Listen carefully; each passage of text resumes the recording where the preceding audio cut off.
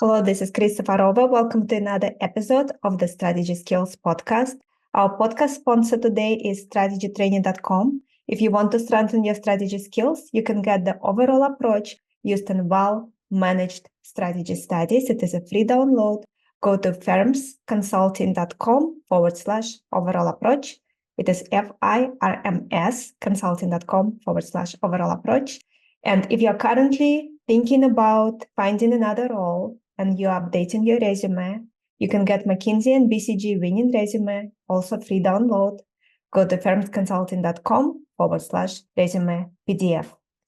And today we are speaking with Claire Milligan. Claire is a CEO of startup Aimably. And what they do is they help businesses grow by spending smarter and reducing the cloud costs. Claire, welcome. Thank you so much for having me, Chris. Claire, so let's start from how did you end up actually being a CEO of Aimably? A very winding road.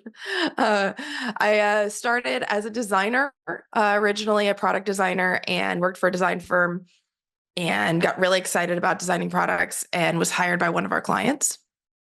That client was an expense report software company, and I was hired as a designer. And by the time I left, about 10 years later, I was running that company within a series of other private equity owned brands that were brought together in one business. In getting there, it was a whole lot of learning and a whole lot of growth, and just solving any problem that kind of came up to me, including reading Accounting for Dummies, which really helped in designing expense report software. But when I got to where I'm doing right now, because I was asked by the private equity firm to take that line of business I was hired into and make it from a growth-oriented business into more of a cash driver to be able to fund the growth in other lines of business. And so I got really excited about financial transformation and did a whole lot of work, except for discovered that AWS, Amazon Web Services costs were something I just didn't understand and couldn't control. So my sidekick, Mark, who's my co-founder, and I decided we were going to try to figure it out, and we set off to create a company to do it. So before we go into the adventure of starting a startup, can you talk a little more about how did you actually turn a growth-oriented company into a cash cow? Yeah, for sure. Everything on the income statement was up for grabs, whether or not it was subscriptions to software, rent, people, offices, as what I said with rent. And so we went line by line. And essentially what we knew was the private equity firm had an operating model that was just super high level. And we needed to get to a certain percentage of profitability for the business. And so it was adding and subtracting and moving things around.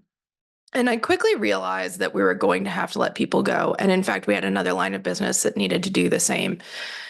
And so we sat down, the whole team that I had worked with for years and created the software with for years. We sat down and we said, here are the moving parts. I think this means reducing folks. What do you think? And when we got to the point where we really understood that was what was going to happen, we had a moment where I offered for people to raise their hand to decide if they wanted to stay or not. Luckily, I only had to disappoint one person. Everybody else kind of opted the way that worked for the business, which was super helpful. And I think truthfully, operating in a cash cow environment is a lot different. And so it doesn't necessarily fit everybody. But yeah, mostly because of software, it was people. And then we saved everything else we could everywhere else. But AWS spend, we were not able to change at the time. And I really do think that I would have been able to save a number of jobs had I been able to go and look there first. What were some of the most challenging parts of turning a growth-oriented business into a cash cow? Disappointing people that I had known for so long. They are people that I grew up with, really. We worked together for 10 years. And that was really hard.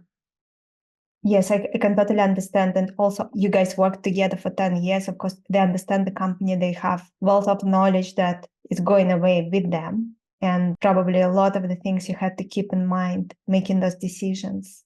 Was it easy to identify who had to go? It was a lot easier to identify who I wanted to stay. on the basis of the numbers. So it moved around how much money I had, which kind of changed as I discovered it in different places, resulted in the right combination of people with the right knowledge. If I only had one spot, it was going to be this person. If I had 3 spots, it was going to be this combo of 3, and really kind of pushing it together that way. The other thing that I just want to be really thoughtful of is that in California, there's a lot of laws about who has certain protections for layoffs. And I am in California and I support them. I think they make a lot of sense. You shouldn't be targeting people that are going to have a harder time getting a job just because it's easy to do so. So we did have to factor that in as well, but luckily it all aligned with the right combination.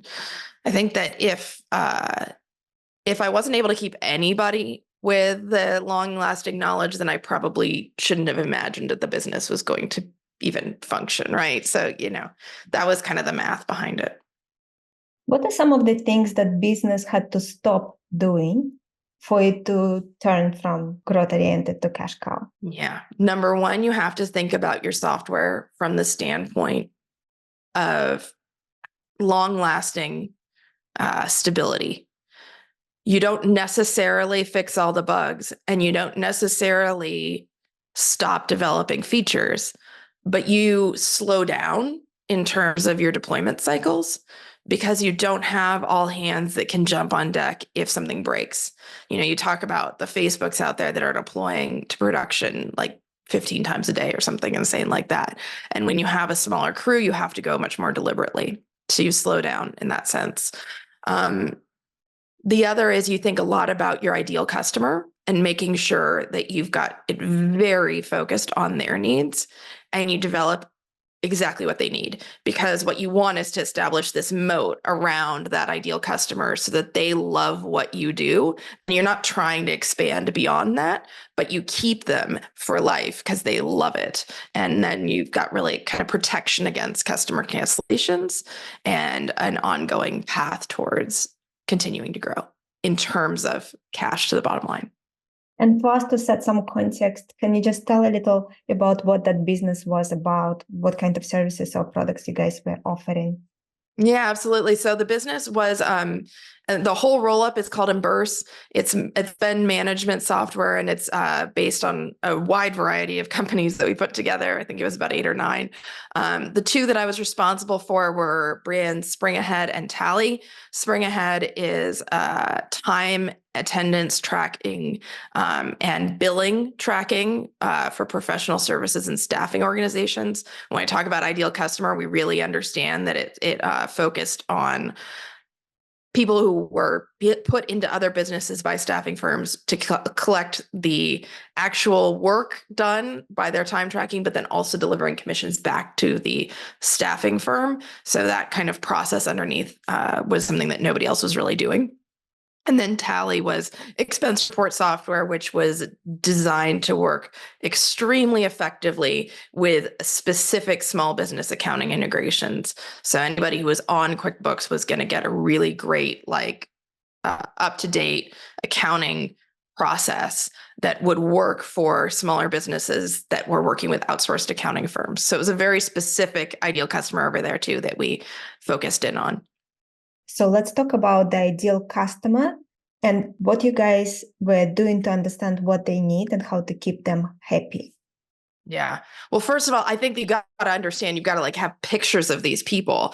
Coming from a design background, we talk a lot about personas, and personas are not sales Sally, but rather there's a persona that we have at our current business that I lovingly refer to as DevOps David, even though it's like a joke name, but it's a very specific persona. So he is potentially not educated in computer science.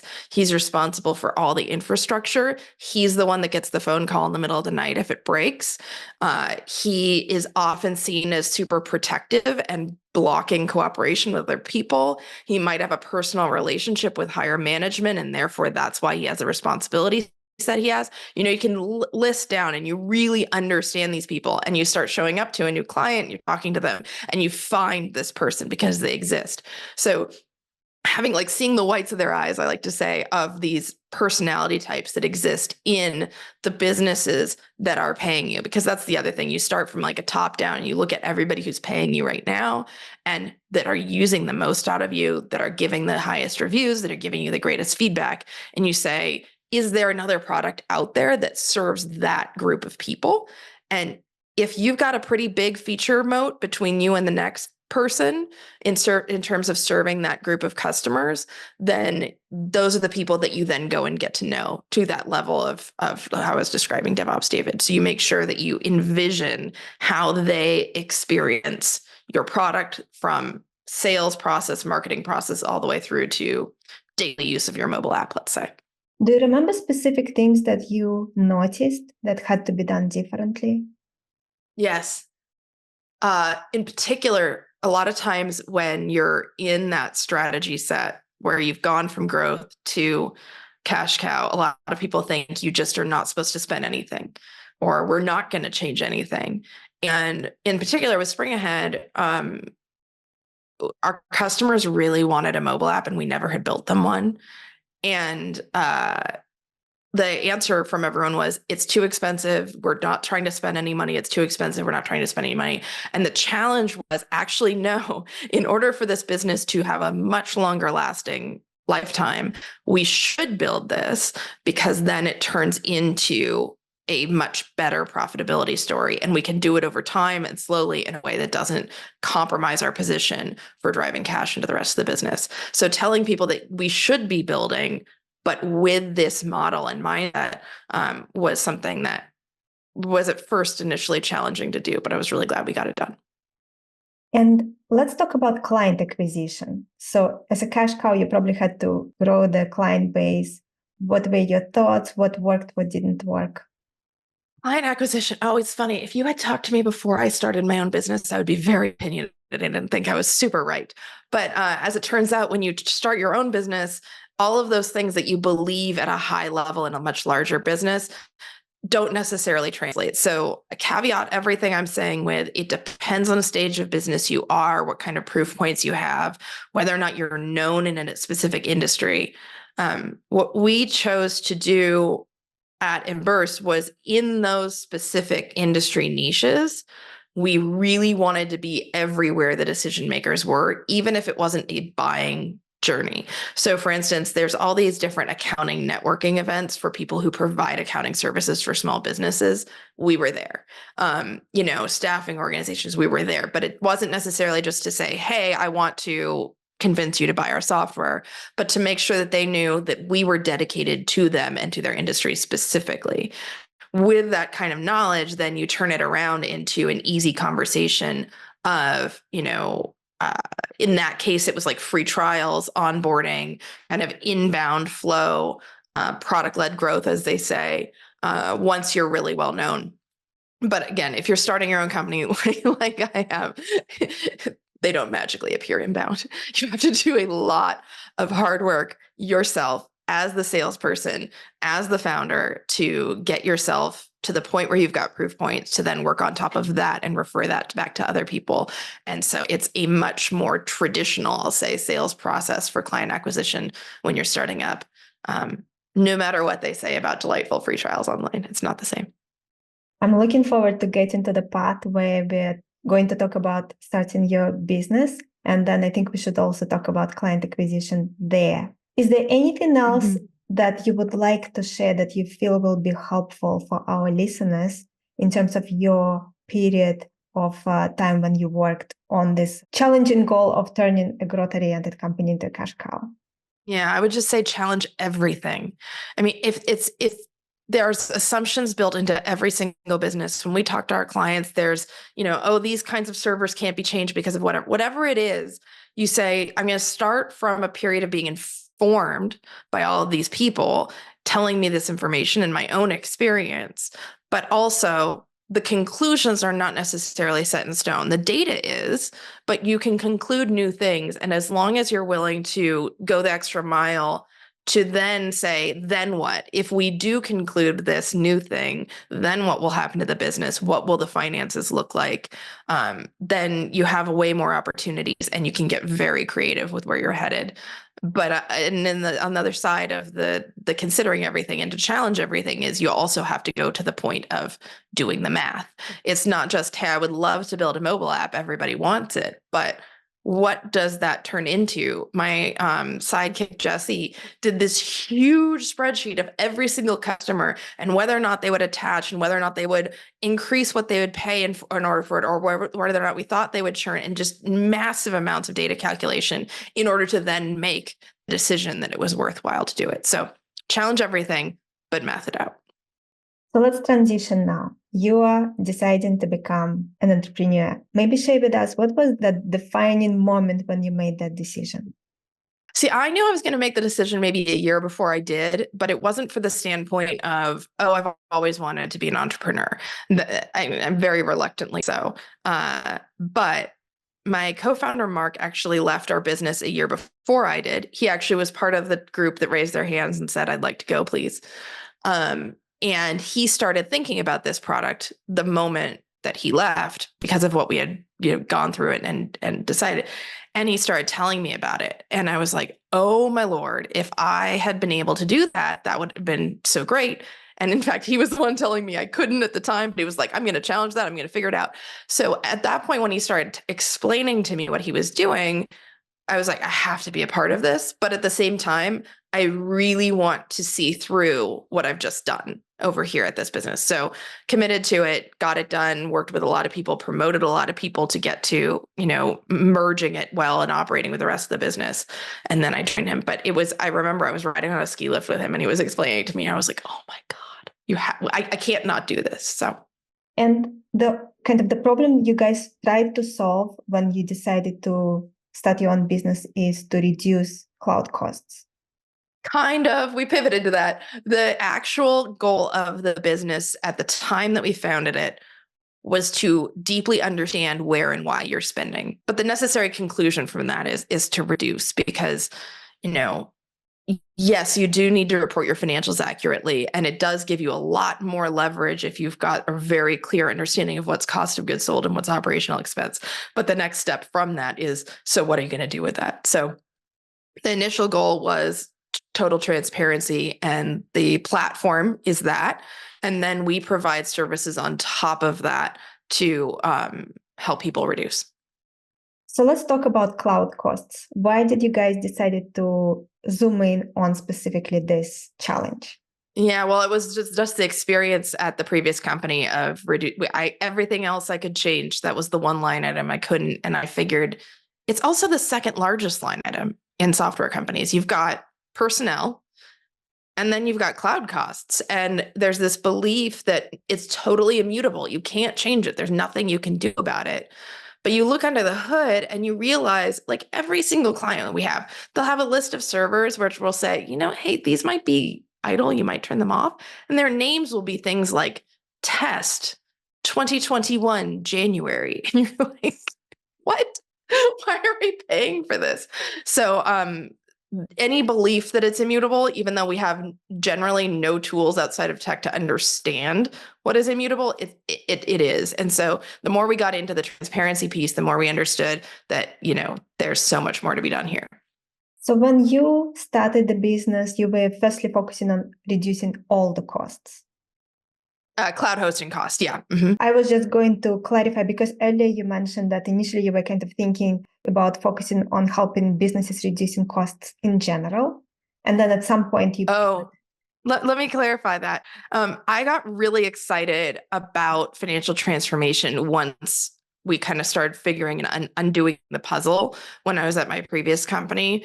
And so had I not gone and created Aimably with my co-founder, Mark, I probably would have pursued a career in the direction of an operations leader, working with other private equity firms to transform businesses like I had done with the one I would work for.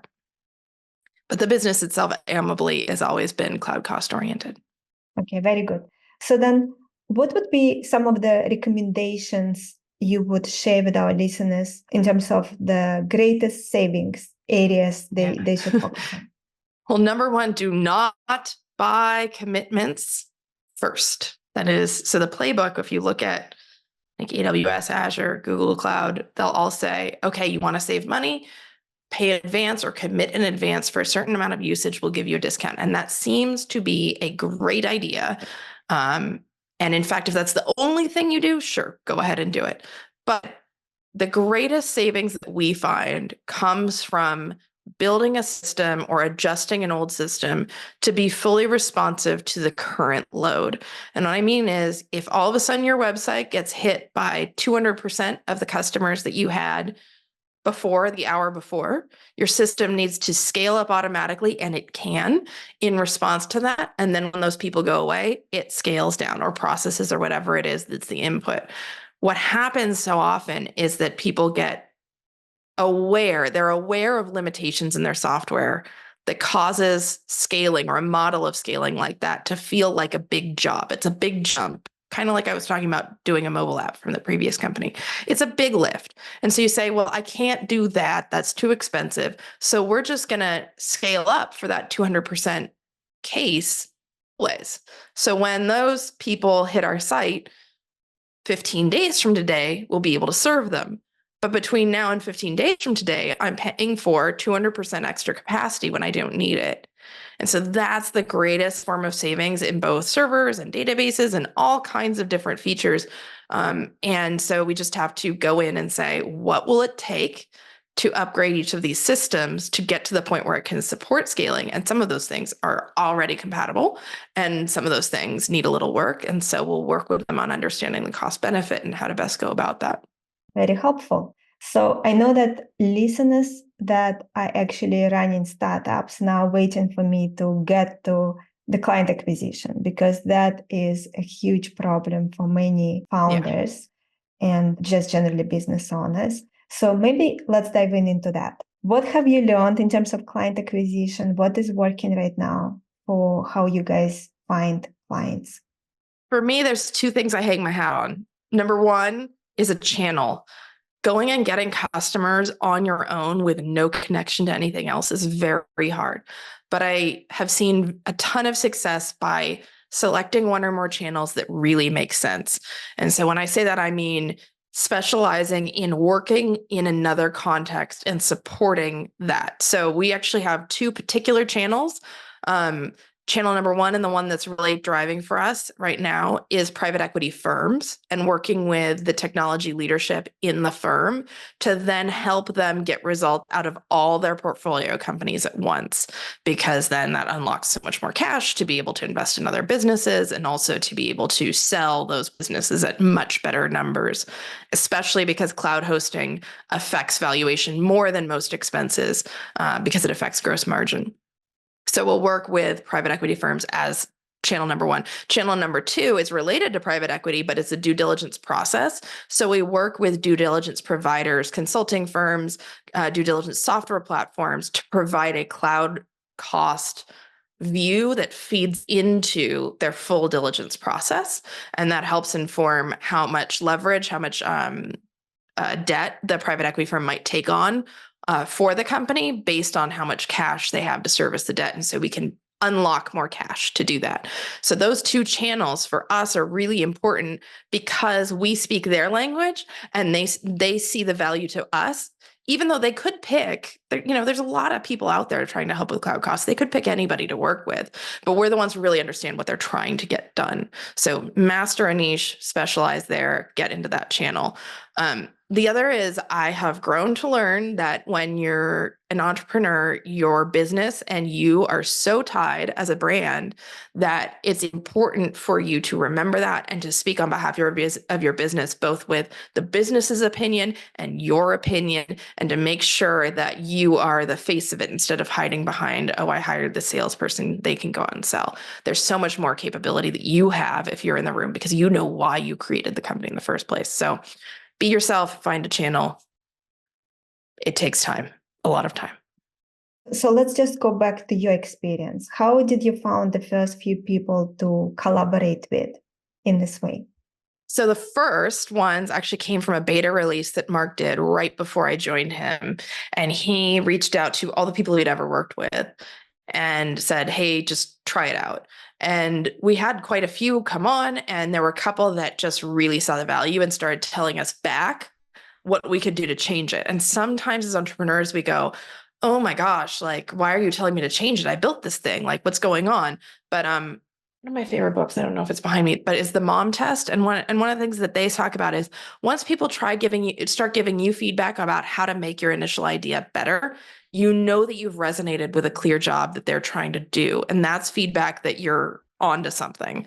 And so we started meeting regularly with those folks and pushing to understand why they saw so much value in working with us and going from there.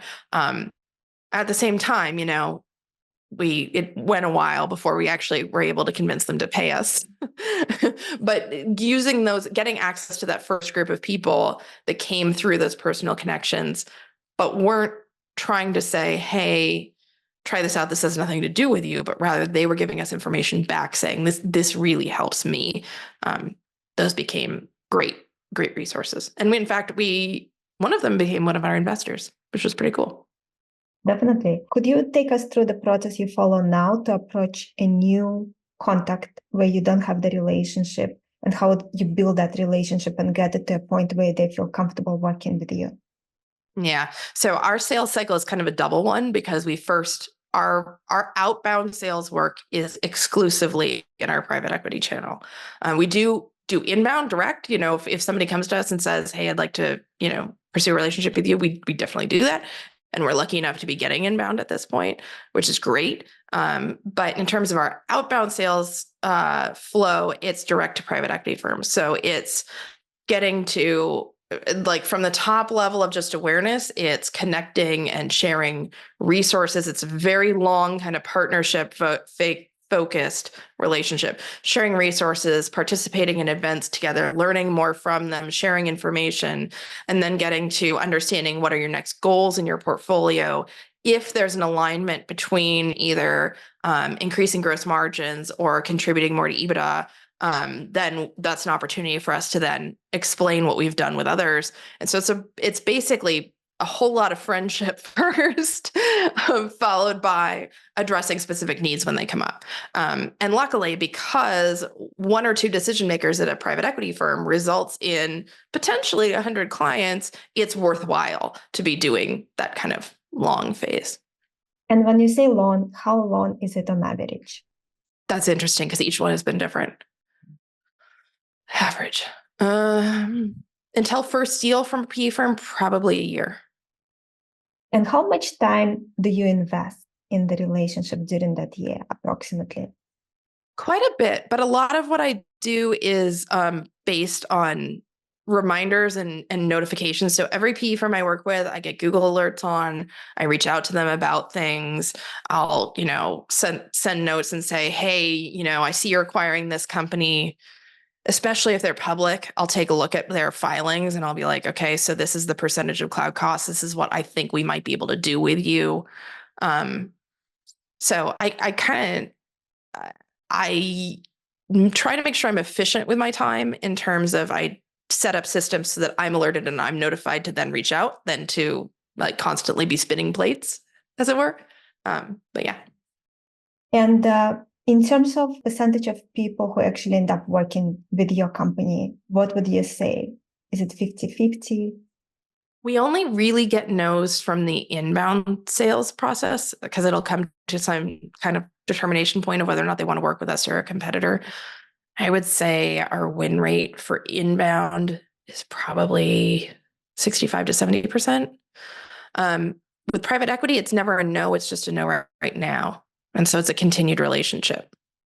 Let's dive a little bit deeper, because for our listeners who are also running businesses and they're thinking, okay, you know what, I'm not using this approach at all, but I would love to learn more. It sounds a little scary, 1 year on average, and they may not know exactly what to do. So maybe you could share your experience in a little more detail so that they can then tailor it to their situation and who they will be approaching and building relationships with.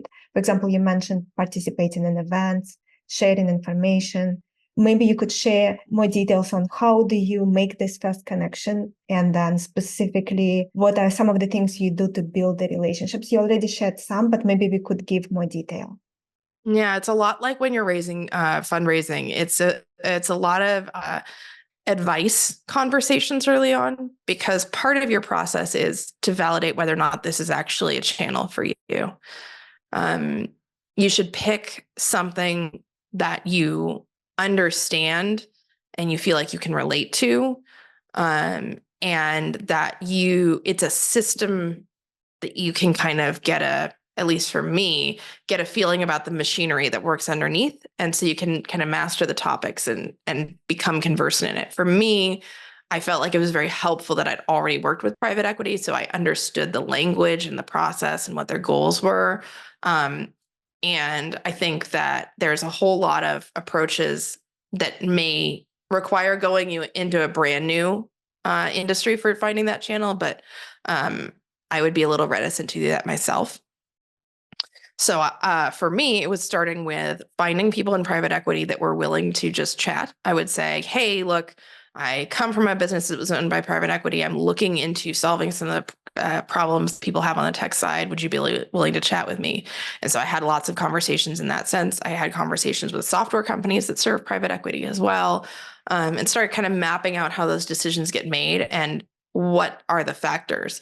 At first, I was ready to say, hey guys, tell every portfolio company you have to use us. And in fact, nobody in private equity wants to be doing that, despite the fact that portfolio companies feel like that's happening. But instead, what actually needs to happen is I think of us as like an arrow in their quiver. And there are certain arrows that they're worried about pulling out because they're not sure if it's going to work. And our goal is to be the one that works every time. Like when they need this problem solved, we're the ones they go to because it works every time. And so when you're thinking about developing that channel, you have to think about, how do I become that person? Because that's what's the unlocking point for it to start growing on its own. So early research, early conversations. If you want to ask advice, people are definitely willing to meet with you, especially if you have smart questions for them. And then to figure out how you can be that guaranteed arrow in the quiver can really make it so that they then reach out and want to talk to you and are excited to hear from you.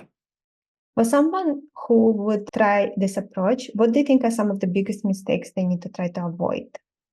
So many people think partnerships and channels is all about going to Las Vegas for trade shows and taking people out to dinner. I hate that. It's all about authenticity, I think. It's not about being in the room and having the biggest smile. It's about learning what people are trying to do, because your relationship with them is going to last a whole lot longer than each transaction that comes from your relationship with them. And so personal connection, knowing what's going on with their families, making a relationship that's built to last. It's almost like hiring, but where the power dynamic is a lot different. And in terms of reaching out to people, are you using LinkedIn, or how do you reach out? Yes, LinkedIn now. In my former company, it was a lot of individual in-person work based on events, but it's just not the same anymore post-COVID. So yeah, LinkedIn, live on that. And then with that first initial meeting, how long do you think it should be? How long you usually kind of plan for and ask for? Until I would get the first deal from them? So the question is, when you reach out to them for the first time, let's say on LinkedIn, and you ask to meet with you, how do you plan in terms of the duration of the meeting? I try to make it super short. I say 15 minutes, 30 minutes max. And I just have a couple of questions for you. And I usually will give them one of the questions that I think is most interesting. So then they think, oh, this would be a really interesting conversation to have. And one of the things that I also found super helpful was to kind of create a scoring matrix to understand and figure out whether or not this was a channel to go into, that was based on, do they feel this problem? And are they doing work to solve the problem on their own already? and to what degree are they putting in effort to solve this problem? If you uncover a problem where they're willing to hire a person to be responsible to solve that problem all day long, then you can be a software services provider for that job very easily, that even either supports that role or takes the place of that role. So those are things you want to listen to hear. So it can seem weird where they say, oh, we don't need any help with cloud costs. We have this one guy in-house who's just a total rock star and a specialist. That tells you actually it's a huge problem and they were willing to invest a very high salary in order to solve it. You already shared an example of a message, but maybe you could just give a little more detail because it did not include, for example, a sample question. Maybe you could give a kind of a, from the top of your mind, what would you say in that initial outreach LinkedIn message? Yeah. So one of the ones that worked for me early on when I was trying to determine if I had a channel available, as I said, I would love to ask you some questions. I'm particularly interested in understanding how you work with portfolio companies when you know that they should be doing a change and that it'll help them, but that they're not super interested in hearing from you about it. And that's something that I've discovered is something that anyone in private equity is willing to speak for ages on, because that's the story. They start with this operating model from their perspective. They start with this operating model. They think it's going to be great, and they just want people to follow it. And nobody's following it, and I don't understand why. And we need to get in there. And should they be the right people? But on the other side, if you're the company owned by them, you're like, why are they telling us to do this? This doesn't make sense. We know our business better. Anyways, so that's the age-old question of private equity. So if you think that you're on to some of those, an issue like that, try to ask a question that will trigger that conversation that lasts longer. And in our case, it was to get them to describe that tension.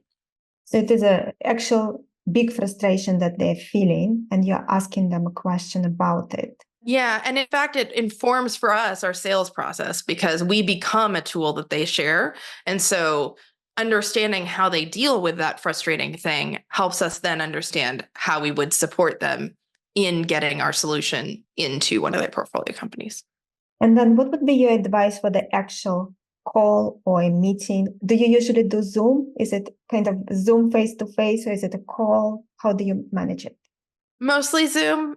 People are really comfortable with it now. It didn't used to be that way. These guys would usually be a phone call or a coffee or something like that. They'd rather if you didn't show up. A lot of them are working from home fully. So Zoom is the way to go. And then I do a lot of the 5 whys. So they start talking about something and I'll key into something that they've said and they say, can you tell me more about this? And so the more they speak, the better off everything is. If you come at them with your sales pitch and you don't even understand how you fit into their world, you're done. Like there's even if they want to hear it, even if they say, tell me more about you. And you say, well, look, we're really trying to understand how we fit into the private equity ecosystem. We think we've got some solutions for you guys, but what I really want to know is, and then drive it back to them because this is, again, it's starting a relationship that will last longer than a sales transaction. And are your calls usually actually 15 minutes or are they usually 30 minutes? Usually 30. I'll stick a pause in and say, we've run to the end of our time. Do you have 15 more minutes? And give them an opportunity to say, no, thanks, it was enough. Which, some people are really tightly booked. So that's totally fine. Of course. And then how do you end this call? So it's unlike a typical sales call in that, you're not trying to say, hey, the next meeting, the next decision, get something on the books necessarily. But I try to find an understanding of like, if there's any kind of catalyst point coming up, do they foresee a challenge coming ahead? What are they most focused on? Get an understanding of when that will be, and then ask them if you can reach out and if they'd be willing to chat again, on the other side of that thing and to learn more and to get more perspective on that. Because ultimately you want to have quite a few conversations before you get to any kind of point where you're considering how you could actually solve the problem. And ultimately, actually in our case, it has always come from them, a reach out where they say, hey, I have this particular problem. Can you help me solve this one? It's never me saying, hey, who's in your portfolio? Who's ready to buy? That's not going to work. And how receptive people generally to have that second meeting? Well, if the conversation went well the first time and they feel heard and they're excited to talk about things that they haven't talked about before, it's an easy way to get the conversation. If they've been focused on you trying to hear your sales pitch or trying to hear your pricing or trying to hear how you solve things, they feel like they got everything they need out of you and you're one of a million and okay, fine, moving on. Yeah, so it all depends on how the conversation went. Sometimes you can't control it. Of course. I'm trying to get more details for our listeners who may try to implement it in their businesses, for those of our listeners who run startups or businesses generally. So, do you have any follow-up? So, let's say they agreed to speak to you. How do you take it from there? It's hard to say specifically because partnerships are really based on personal relationships, like I said. But I think that the point that's really going to be helpful for our listeners is to think about how do you formulate the best solution when you think that a deal is available to you. So as I said, in our case, partners end up reaching out to us to establish the first deal. And in fact, in our case, is not every partnership model requires a partnership agreement. So in our case, we don't do those. But what we do is we'll negotiate things to make it easy for them to then pass it along. In the world of private equity, they don't want an individual decision taking a lot of time to try to execute something that they want done across the board. So what we have done, not for everybody, but for a few, is we've negotiated a set of rates that they're comfortable with every one of their portfolio companies using. And so then that's how I'll drive that conversation to try to understand where the friction points are that they anticipate that they're worried about because they don't have control over whether or not that company agrees, and to provide them with the kind of, I guess, lubrication of thought process of the commercial relationship to help them achieve what they're trying to achieve. So that's the specifics I would really encourage people to get creative on. Once you've had those meetings initially where you understand their challenges and what's blocking them from delivering the value to the people that they work with, you then craft solutions to get them there that reduce that friction, the particular friction that they're experiencing. So get very specific about, are you especially the first couple of deals. Okay, who is the decision maker? What's their name? What do you know about them? Do they ever say things out of left field? How do they usually make their decisions? Maybe we should think about the agreement, proposing it like this. So for example, in our world, we do a lot of payment based on savings that we've found. And so with one portfolio company in particular, or one private equity company in particular, we reduced the initial retainer payment to so little that it made it kind of ridiculous for somebody to say that's too much. And because we knew that we just wanted them to say, hey, just try it out. Don't worry about it. Just try it out. So that was kind of a way that we established that solution for them. So be very creative and understand exactly where they're worried that this thing won't work, because you are an extension of them and you have to deliver for them what they would want you to do. And that's really challenging. Well, and in terms of people who find you and approach you, so inbound, how do they find out about your company? We do a lot of work. Well, we do podcasts. I do a lot of thought pieces on the cloud hosting world in general. And I try to bring unique approaches and that lasts a while. It's written and communications out there. We attempted advertising, and while it did give us people, those people were not decision makers. And it's very challenging if you know exactly the decision point to get your message across. And I think, and through advertising, I think that the more you know exactly your decision maker and exactly the pivot point, the better off you're going to be in the long term. But it's really hard to get started because you can't just all of a sudden, release your software and expect 100,000 people would all be able to use it and enjoy it.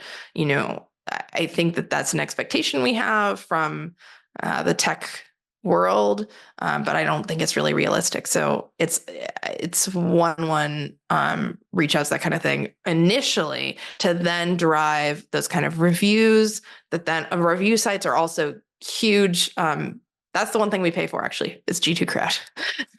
in terms of that kind of positioning and advertising. That is very worthwhile for inbound. And out of all the things that you do for inbound, what are 2, 3 that are most effective that you would recommend people to try? Search engine optimization. It takes 2 years to get there. You have to do a lot of content work. Granted, you can do a little bit easier with AI now, but lots of content work that's all around thinking through the questions that your decision maker is going to be asking themselves so that you come up in results when they're asking those questions.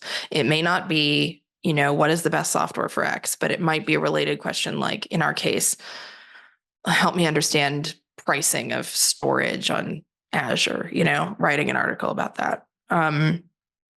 That is far and away the best. And that extends from my experience at this company and even previous companies. We did so well initially in growth with the focus on search engine optimization before we got super specific.